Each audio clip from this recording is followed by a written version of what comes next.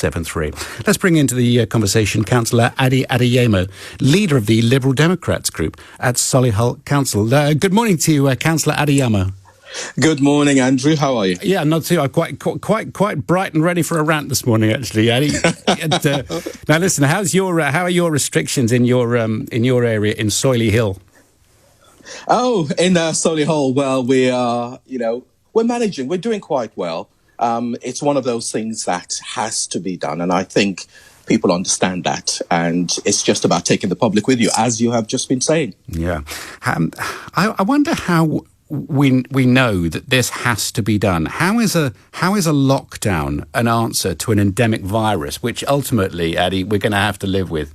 Wide point, I know.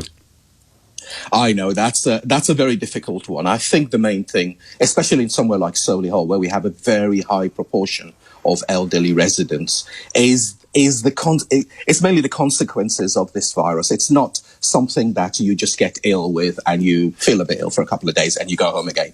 We have lots of people in care homes who are dying.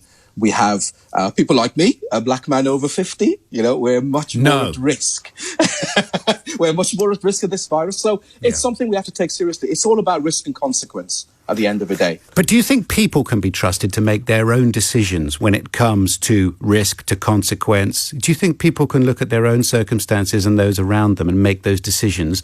Or are we herding people in one direction and smacking them if they don't behave? Because I don't think those messages from government are particularly hitting home.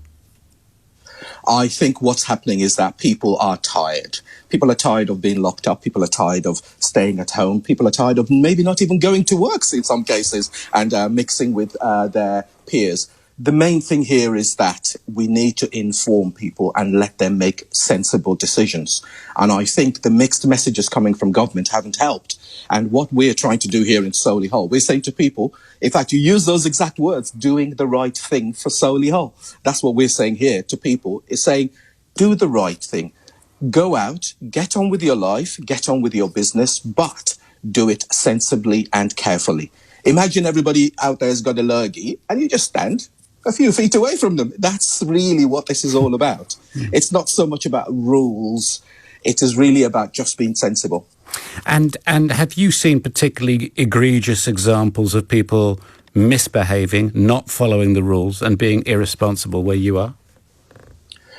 Yes, I have. As a councillor, when you go out, you do keep an eye out more for these sorts of things. You see large groups of people meeting.